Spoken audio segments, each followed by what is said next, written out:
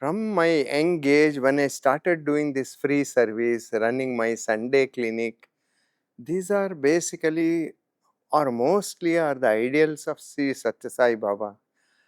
Bhagavan used to tell the most famous statement was, the hands that serve are more powerful than the lips that pray. That word literally stuck in my heart and in my mind. It changed my life. It changed the way I was thinking. Work was just like work and service was just like serve. But when he said that the hands that serve are holier than the lips that pray, that gave me a very bigger pedestal.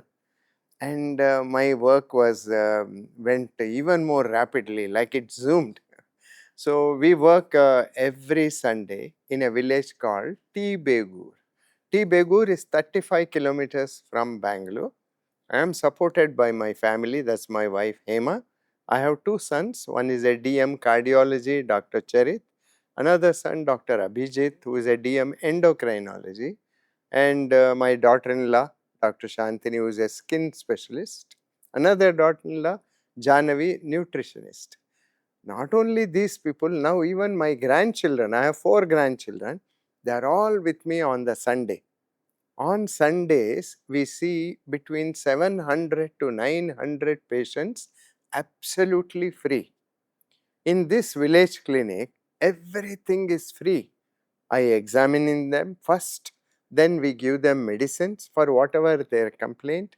Then so many of them will require injections, like intramuscular injection. Most of them have severe worn out knee joint, arthritis, infections, bad things that are going on for quite some time. Then we give them nebulization. In and around Bangalore, asthma is very common. So nebulization and IV injection for asthma. The minute we give them IV injection, they they walk with a different style, sir, because that they were struggling to breathe. And when you give the injection, they are so fine. When you give them nebulization with oxygen added, their full style changes. This gives us that push, a kind of a kick, see what we can do. And it gives us more and more strength to do more and more such works. I have very elderly population come with very worn out knee joints, worn out shoulder joint. If you put your hand, make them move, that will be creaking. You can't believe. Literally from that creaking of their joint, you will feel their pain. I feel thousands of people. And it's so easy for me. With one injection, I can relieve their pain. In half an hour after the injection that we give at our village clinic, they are free of the pain. We maintain this relief by oral medicines. So many elderly people are able to get up, and ladies can sweep, ladies can wash the vessels. So their value, their self-respect in their family will increase. Otherwise, old people would have been just thrown in a corner as a baggage, as an extra baggage, not intentionally. But this is happening everywhere. An old man who could barely get up now can get up with a stick which we give walking sticks, we relieve his pain, and he will take the cattle for grazing. So he is again useful and he feels proud. Again his self-dignity has been returned to him. Family will give him some place. Otherwise, he would have been no part of the conversation, no part of any decision making. Now children ask, grandchildren come to him, which is very fulfilling for all of us. This happens in the rural areas, virtually in every house. This is only one example I am giving. We also serve free food, wonderful lunch we serve. And I used to think of it as a nice lunch we are giving. But when you speak to these people who are extremely poor, who have come from a distance of 100 to 140 kilometers, they have not, when they left the house that night before, they have not eaten anything. I asked them why. There was nothing in their house to eat. So they didn't eat thinking they will get something here to eat. So in the night itself, we started serving them food. And in the morning, again, we serve them food, because by morning, the night queue will be 80 to 150. By 3 a.m., 4 a.m., this will be 300 to 500 people. Imagine all of them have traveled a long distance without eating anything. So the food we serve is a wonderful experience for me, and so satisfying and memorable for me than the person who is eating, because once he eats, his hunger has gone, he is happy. But once I serve him food, all my life I'll remember I served this poor man food and he was so content. So this is again an inner joy you get out of serving, out of service. So service and things like that give you beautiful hormones in your body. They produce very nice happy hormones. So in search of these hormones, we keep on doing more service. We encourage all our family members to do more service. It is not just getting those good hormones alone, it changes your personality. You will become a better human being. Not only on Sunday, tomorrow you encounter any situation in your life, you will do the same. You will think of the other person first, then only you will think of yourself. That is how service is. And that is how me and my family, my wife Hema, have been doing this from the past 51 years. It is like these hands are Bhagavan's hands. I never thought these are my hands that are doing the work. And how did I get this message? How did I get so influenced? Most of my friends, relations, most of them are ardent devotees of Bhagavan. Bhagavan, when he came to Bangalore, in fact, used to come and bless in certain of my friends' houses. I could not go, but indirectly I got the prasadam. I got his blessings. I knew for sure this is not a simple work. This is divine work. It's only possible with divine intervention. And when you compare, see the work that I am doing is 100% ideals of Bhagavan. 100%. We reduce their pain, we treat the old, we treat the poor, we treat them with love and empathy and sympathy. We give them respect, we give them food, we give them medicines. Old people are given walking sticks. And further, we have cataract operations once in a month. Can you imagine an old man who cannot see? They will only leave him in the house. He usually will develop some serious illness and die. But when we do the cataract surgery, the whole world comes to him. And he is not looking after himself. The old man or old lady will not think about himself. He'll first think of his grandchildren, then his children, and take care of them. And that's how the elderly are. So by taking care of the elderly, we are making amazing difference in the society. We are leaving his children free to go and earn, free of stress. Oh, my father is ill, my nothing. We are there and we take care of them. When you started nursing schools, pharmacy, then medical schools, medical colleges, hospitals, under the divine blessings of Bhagavan, you are only training people who are going to do exactly the same thing. Whether they want it or not, when they qualify, they may not do 100% free seva, but at least 30 to 40% they will dedicate their life to this. Take it for granted. All doctors are very good, sir. You will never find in the society one bad doctor. If today is not able to do something free to so many people, it's because he can't afford it. So if you can create an environment from him through our trust, through all our infrastructure, you will get plenty of them. Don't ask them to come and spend all their life. No need. First, let them establish themselves as good doctors in their community. When they start earning money, stand on their own legs, they become confident. They become that much more better doctors. These are the people we need to choose to help in our service, and they will come willingly. You just need to give them a little boost and the platform and that support. Nobody has money, sir, nowadays. No doctor is so wealthy as the society puts across. It is just enough. What he is earning is just enough to take care of his family, which is his primary duty. Basic necessities, which is his primary. That's why he is educated for. But when you want him to do more, we need to support him. We need to boost up his resources. Then they will, not his full time, only a part of his time. And they will definitely do that. Give him a nice post in a beautiful hospital, nice. Tell him come once a week and do that. Gladly do. When I am doing my service on Sunday free clinics, my sons, they were all so small, and they would come, they would be with me on my lap giving tokens or something, getting them involved.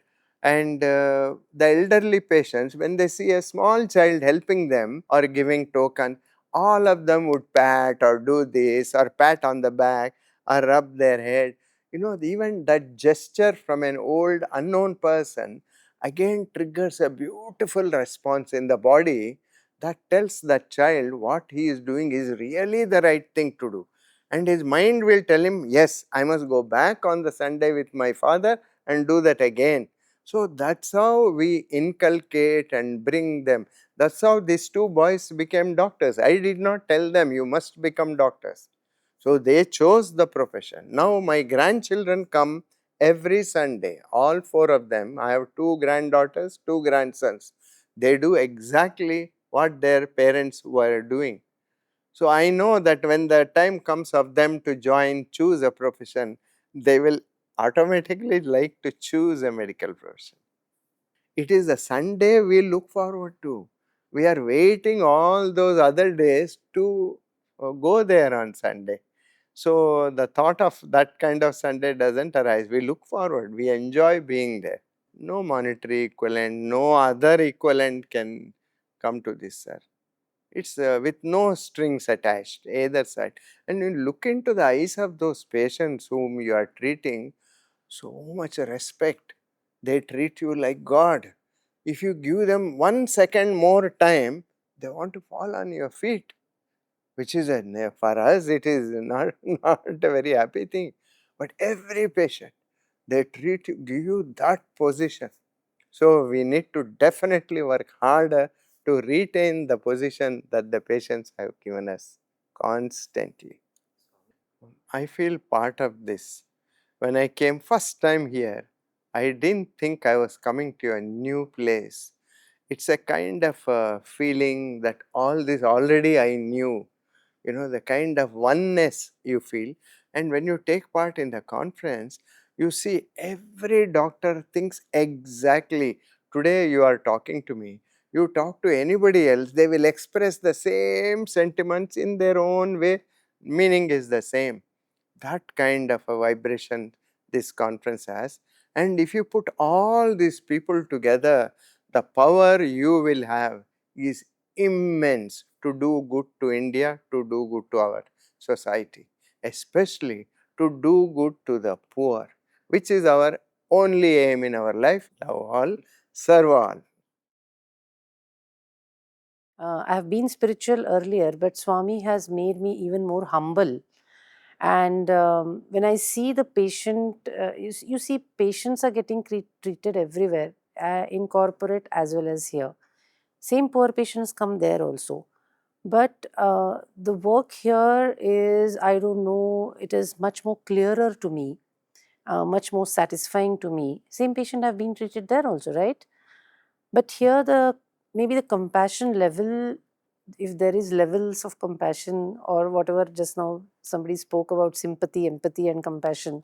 So that we understood better while working in Swami's hospital with others teaching us, patients teaching us. So there was a major transition of your thinking as you work here. It is the same spinal I give for the same hysterectomy, but I see the patient now differently. I go and ask. I used to talk earlier also to my patient because I know they go through a lot of pain. See, when they come to the operation theatre, that is the maximum stress patient has. Going to OPD is not much stress, but when they come for an operative, that is the maximum stress, because always you feel, I don't know what is going to happen to me. So that time when you speak to the patient, you understand better. You are more, actually, than the patient, I am treated, I am healed more, I feel. So that is a major transition which I saw.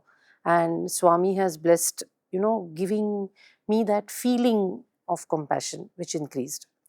I may have been earlier different, but here, because it may be some divine intervention which makes you feel that. You you only feel it when you taste the jaggery. You can't tell me how the jaggery is tasted, right? So when I taste it, then I understand. Same here. I can tell you, yesterday we had a patient, Pradeep Kumar, almost maybe 100 kgs, and he has been grafted 3-4 times. So you see his stress. He was done outside. Now he's come to Swami's hospital because he felt like maybe it will be better here. Now imagine my plea, because when my PG was trying to give the spinal, patient is so tight. Then I went in. She called me because, ma'am, I'm not getting the spinal. He's very huge, so giving other type of anesthesia may be little difficult, and recovery may be difficult. So I'm praying to Swami that, Swami, let us get it. We made him sleep, let him sit. Then I started talking to him, why he's getting so tensed. See, everything is related to your mind. What I know now, I've understood. So I was talking to him, where do you stay? What happened? When I'm talking and I'm trying to get the spinal, okay, I'm doing my procedure. He started relaxing when I started talking to him. Whatever just now was told, it is so beautiful, that touch and talk. So I'm talking to him and we got the spinal. Then my PG asked, ma'am, what different I was doing? I said, you were manually going it. You were not talking to the patient. This is a human being who is sitting, who has gone through twice with the same skin grafting. And today he's thinking, if I don't cure now, what I'm going to do? So you keep on talking. Nothing much I did. I just spoke, what do you like? Were you there when independence was there? Simple talk, but that relaxed him. That relaxed his back. And I could get the spinal. And then I tell everyone, please say Sai Ram when you're doing it. Why not? Why think that you are doing it? And whenever you do that, you get that. That's what I have experienced. I don't get a IV. I tell everyone to take Sai Ram. Now they know it. When I'm not getting the second prick, everyone says Sai Ram on their own, and we get the IV. This is what may be Swami's miracle. Each day, each patient teaches you different. It may be a small baby who suddenly gets up. It may be a baby who doesn't get up. It is a mother who has not eaten from morning. I tell them, I request them, baby will be fine. We will see you go. She won't eat a single drop of water also until the baby is out. What do you learn from them? And when the baby is up, she's ready to do everything. Correct? I mean, it is with everyone. It is that Swami teaches you every day. I started loving myself more after working here. Really. Because I tried in 2010 coming to the hospital. Maybe Swami didn't want me then. I have understood here that time has to come and Swami has to give that. Because I tried 2010, they said they are going to merge the hospital, you can't come. So I said, okay. Then 2012, one of the other doctors said, no, Geeta, you come. And they gave me an opportunity. And now I'm not going to leave until they push me out. That is my motto. No. It's what I've learned in this hospital is you are not the one who is doing anything. There was a patient for orthopedics. We took her to the operation theatre, and there we thought she is febrile, and we had to postpone it. I was thinking that day, everything was ready. Doctor had come from outside for this operation. Okay, now it got postponed that minute. Maybe that time was not right for that. We feel that, my God, it got postponed. Now Dr. Chumma came from outside and we postponed. But maybe what I have learned in this hospital and everywhere now, which I apply everywhere, that until the time comes, you won't have it. Correct? And that Swami teaches you every day. Like I told you, we heal more than the patient. Patient heals. That is, Swami will heal him. But you also get healed more. You are a better person every evening. You go better at home. My daughters also say you are behaving better. Maybe the stress levels have gone down. Maybe you are more compassionate to everyone now. See, we don't have a ICU for multi-speciality. So some patient goes bad. Sometimes I'll get stressed in the night. Why I get stressed? Because where do I shift this patient if he goes bad? We don't take. In our hospital for multi-speciality, we really categorize the patients and take, because I know patient comes here with no money sometimes, and thinks he comes with the promise that I'll get healed in this hospital because like others are getting healed. Now by chance, he gets worse. What do I do? Where do I send him?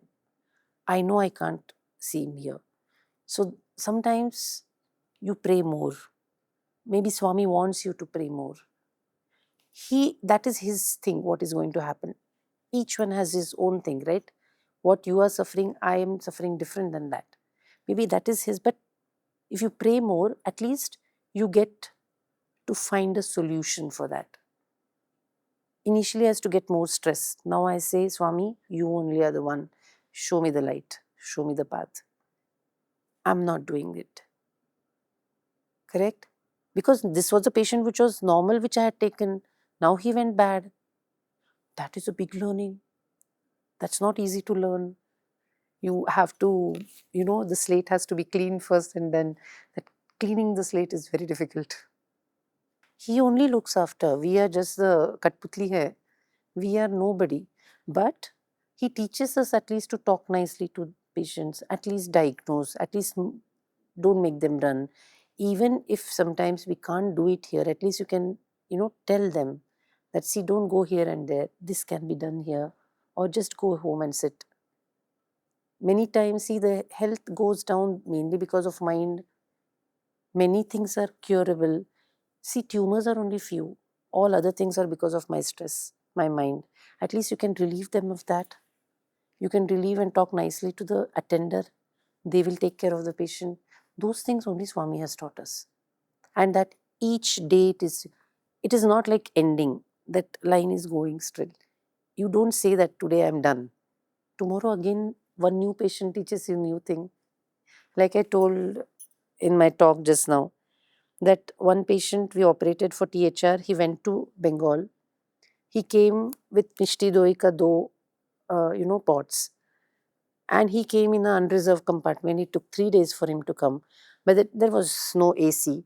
By the time he gave, it was a covered Mishti Doi. He gave, the doctor came, ma'am, these 2 pots he has got. I opened it, it was all fungus. But we understood what love he got it with. It was not the Mishti Doi inside. We still have that pot, we put money plant in that. I mean, you see, he got cured. He wanted to give something to Swami. It may be, it is not only the money which you can give, devotion also you can give, right? That we learned from that man. Very poor man, very poor man. But he all the way came to give back that Mishti Doi. Can you imagine that? I will never forget him.